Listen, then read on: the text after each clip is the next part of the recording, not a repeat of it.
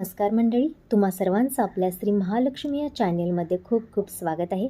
तर उद्या आहे रथसप्तमी आणि या दिवशी तुम्हाला कशी पूजा मांडायची आहे, कोणत्या गोष्टी या दिवशी तुम्हाला करायच्या आहेत, कोणत्या गोष्टी करायच्या नाही आहेत, याची सविस्तर माहिती या व्हिडिओतून आज आपण पाहणार आहोत. तर उद्या रथसप्तमीला आपल्याला सूर्यदेवांची पूजा करायची असते.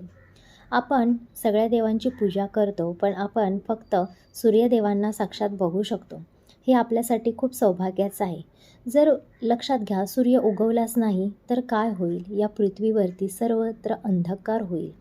त्यामुळे आपल्या जीवनामध्ये सूर्य हा ग्रह किंवा सूर्यदेव आपल्यासाठी खूप महत्त्वाचे आहेत. ज्या लोकांचे सूर्य ग्रह खूप कमकुवत असतात किंवा त्यांना प्रबळ बनवण्यासाठी आपल्याला सूर्यदेवांची उपासना करायची असते. सूर्यदेवांना अर्घ्य द्यायचं असतं, म्हणजे सूर्यदेवांना जल द्यायचं असतं किंवा सूर्यदेवांची आपण नित्यनियमाने पूजा करायची असते. तर ज्या लोकांचे सूर्यग्रह हा कमकुवत आहे, त्यांनी रथसप्तमी दिवशी आवर्जून त्यांची पूजा करायला हवी. तसं तर सर्वांनी सूर्यदेवांची पूजन आपल्याला रथसप्तमीच्या दिवशी करणं खूप महत्त्वाचं आहे. कारण सूर्य आपल्याला प्रकाश देत असतात. आपल्या जीवनातील अंधकार दूर व्हावा, आपलं जीवन प्रकाशमय व्हावं, यासाठी सूर्यदेवांना प्रार्थना करायची असते. आणि खास करून ज्या महिलांना पुत्रप्राप्ती होत नाही, त्या महिलांनी हा उपवास किंवा हे व्रत करणं खूप शुभ मानलं जातं. तसं तर आपल्या संसारामध्ये सगळ्या अडचणी जाव्यात, सूर्यदेवतेचं आपल्यावरती लक्ष राहावं किंवा आपल्या जीवनात त्यांचं स्थान राहावं, आपल्या जीवनातील सारे कष्ट निघून जावेत, यासाठी सूर्यदेवतेला आपल्याला त्यांचं पूजन करायचं आहे. उद्याच्या दिवशी त्यांची पूजा आपल्याला मांडायची आहे. तर काय करायचं, सकाळी सूर्य उगवायच्या आधी तुम्हाला या दिवशी उठायचं आहे. ब्रह्ममुहूर्तावरती उठायचं आहे. जास्त लवकर उठायला नाही जमलं तर 6-6:30पर्यंत तुम्हाला उठायचं आहे. त्यानंतर तुम्हाला प्रथम आपलं अंगण घर स्वच्छ करून नंतर अंघोळीला जायचं आहे. अंघोळ केल्यानंतर अंघोळीच्या पाण्यामध्ये तुम्हाला गंगाजल टाकून तुम्हाला अंघोळ करायची आहे. कारण उद्याच्या दिवशी गंगा स्नान करणं हे खूप महत्त्वाचं मानलं जातं. त्यामुळे तुम्हाला गंगेत जाऊन किंवा तीर्थक्षेत्रावरती जाऊन स्नान करणं जमत नसेल तर तुम्ही घरातल्या पाण्यामध्ये तुमच्या अंघोळीच्या 2 थेंब गंगाजल टाकून तुम्हाला अंघोळ करायची आहे. कारण गंगाजल टाकून अंघोळ केल्याने आपल्यातील जी नकारात्मकता आहे किंवा जे काही नकारात्मक शक्ती आपल्या अंगात असते ती निघून जात असते आणि आपण पूजेसाठी तयार होत असतो, याचा असा अर्थ होतो. त्यानंतर तुमची नित्याची जी देवपूजा आहे ती करायची आहे. त्यानंतर तुमच्या अंगणामध्ये छानशी रांगोळी काढायची आहे. रांगोळीमध्ये उद्या तुम्हाला सूर्य, रथ अशा प्रकारच्या रांगोळ्या तुम्हाला काढायच्या आहे.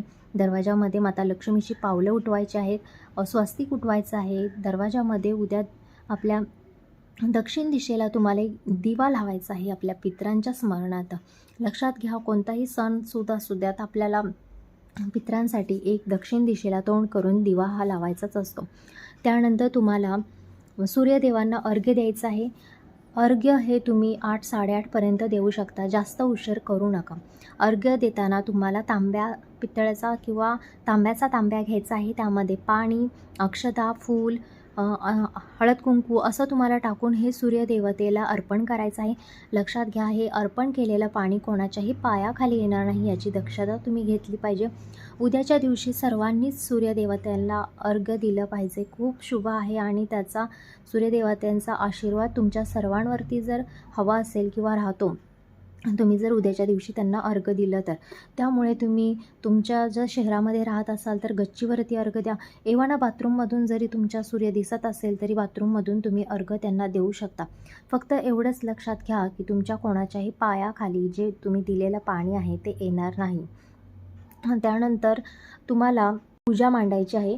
उद्या एक पाट घ्यायचा आहे. पाठावरती तुम्हाला नवे कोरे वस्त्र अंथरायचे आहे आणि त्या वस्त्रावरती तुम्हाला सूर्य काढायचा आहे. जर तुमच्याकडे सूर्यदेव रथात बसून आलेत असं जर चित्र असेल तर किंवा फोटो असेल तर तुम्हाला मांडायचा आहे. जर तांब्याचा तुमच्याकडे सूर्य असेल, आपण दरवाजाच्या बाहेर लावतो, तो सूर्य तुम्हाला मांडायचा आहे. त्यानंतर तुम्ही जर काहीच नसेल तर पाटीवरती अगदी सूर्याचं चित्र काढलं, डोळे नाक काढलं आणि त्या पाटीची जरी पूजा केली किंवा वही पेनावरती जरी सूर्याचं चित्र काढून त्यांची पूजा केली तरी खूप चांगलं आहे. आपल्या मनातील भाव, श्रद्धा महत्त्वाचा आहे. आपल्याकडे आपण किती चांगल्या वस्तू आणतो हे महत्त्वाचं नाही. आपला शेवटी भाव बघत असतात देव. तर अशा पद्धतीने तुम्हाला पूजा मांडायची आहे. प्रथम तुम्हाला गणपती बाप्पांना जल अभिषेक घालून त्यांना सुशोभित करून तुम्हाला गणपती बाप्पांना स्थान द्यायचं आहे. गणपती बाप्पांना फूल, अक्षता, गंध वाहून त्यांची पूजा करायची आहे. त्यानंतर दिव्याला तुम्हाला फूल, अक्षता वाहून दिव्याचीही, अग्निदेवतेचीही पूजा तुम्हाला करायची आहे. आणि त्यानंतर तुम्हाला सूर्यदेवतेची देखील पूजा तुम्हाला पाटावरती करायची आहे. अशा पद्धतीने तुम्हाला गोड खोबऱ्याचा नैवेद्य, हराळी वगैरे गणपती बाप्पांना तुम्हाला द्यायची आहे. त्यानंतर तुम्हाला दूध वतू घालवायचं आहे. जर तुम्ही घराच्या बाहेर रांगोळी काढली असेल तर तिथे दरवाजामध्ये देखील तुम्ही दूध वतू घालवू शकता. जर तुम्ही शहरात राहत असाल, तुमच्या इथे दूध वतू घालवण्यासाठी जागा नसेल, तर तुम्ही जिथे पूजा मांडलेली आहे तिथे तुम्ही एका तव्यावरती ज्या आपल्या गोऱ्या असतात त्याचा विस्तव करून तव्यावरती सुद्धा दूध वतू घालवू शकता. किंवा नाही जमलं तर एखाद्या गॅसवरती तुम्ही दूध वतू घालवू शकता. आता बघा, ऐनवेळी आपण दूध वतू जाऊ नये म्हणून किती काळजी घेत असतो. पण आपण जेव्हा नवीन घरात जात असतो किंवा नवीन गृहप्रवेश करत असतो, तिथं आपण दूध वतू घालवण्याची आपली पद्धत आहे. त्याप्रमाणेच उद्याच्या दिवशी हे दूध वतू घालवण्याची पद्धत आपल्याकडे आहे आणि ते सूर्यदेवांसाठी समर्पित आहे. आणि हे परंपरेनुसार दूध वतू घालवण्याची पद्धत चालून आलेली आहे. त्यामुळे हे खूप शुभ मानलं जातं. ज्या घरात रथसप्तमी दिवशी दूध वतू घालवलं जातं त्या घरात कधीच पैशाची कमतरता होत नाही किंवा घरात भांडणतंटा, वादावाद किंवा वाईट शक्तीचा संचार तिथे कधीच राहत नाही. त्यामुळे वर्षातून येणारी एकदा रथसप्तमी येत असते. त्या दिवशी तुम्हाला नक्कीच दूध वतू घालवायचं आहे. जर तुम्हाला अडचण असेल, काही कारणास्तव तुम्हाला जमणार नसेल, तर आपल्या घरातील कोणीही एव्हान आपला मिस्टरांना जरी तुम्ही सांगितलं तरी त्यांच्याकडून का होईना पण ही तुम्हाला पूजा नाही मांडायला जमली तरी दूध वतू घालवण्याची जी काही पद्धत आहे ती तुम्हाला कोणाकडून तरी करून घ्यायची आहे. सूर्याला अर्घ्य तुम्हाला कोणाला तरी घरातल्यांना द्यायला सांगायचं आहे. तुम्हाला पूजा मांडायला नसेल शक्य, काही अडचण आहे, सुतक आहे, नाही केलं तरी काही हरकत नाही. पण घरातल्या कोणाला तरी सांगून दरवाजामध्ये एक छानशी रांगोळी तुम्हाला सूर्यदेवतेची काढायची आहे. अर्घ्य द्यायला सांगायचं आहे आणि गॅसवरती दूध वतू घालवायला सांगायचं आहे. या 2-3 गोष्टी आहेत या दिवशी, ह्या नित्य नियमाने तुमच्याकडून झाल्याच पाहिजेत. तर तुम्हाला उद्याच्या दिवशी काय करायचं नाही, तर रथसप्तमी दिवशी तुम्हाला कोणालाही उलटसुलट बोलायचं नाही, घरात शांतता ठेवायचं आहे, कोणाशी भांडणतंटा करायचा नाही. उद्याच्या दिवशी तुम्हाला केस कापायचे नाहीत किंवा असं म्हणजे आपण जे नेहमी सणवारा दिवशी जे पाळतो ते तुम्हाला पाळायचं आहे. घरात उद्या नॉनव्हेज वगैरे करायचं नाही.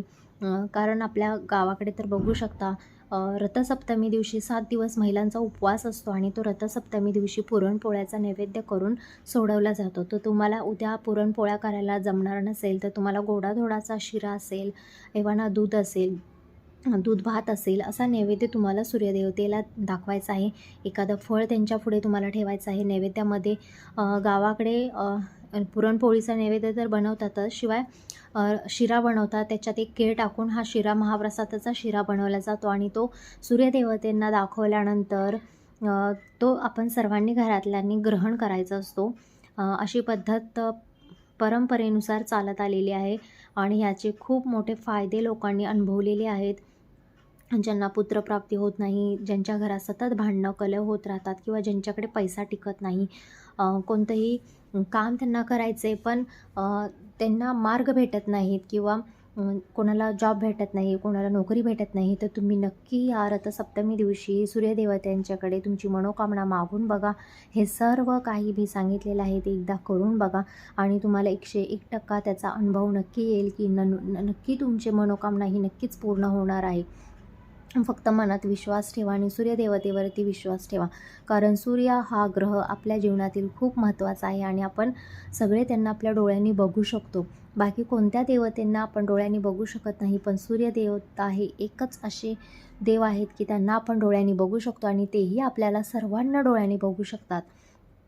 त्यामुळे त्यांना आपल्याबद्दल सर्व काही माहीत असतं. त्यामुळे एकदा नक्की त्यांची पूजा करा, त्यांना मनोकामना मागा. बघा, तुमची मनोकामना नक्कीच पूर्ण होईल. तर अशी होती आजची रथसप्तमी दिवशीची माहिती. ही माहिती तुम्हाला जर आवडली असेल तर आपल्या या व्हिडिओला लाईक, शेअर आणि सबस्क्राईब करायला विसरू नका. धन्यवाद.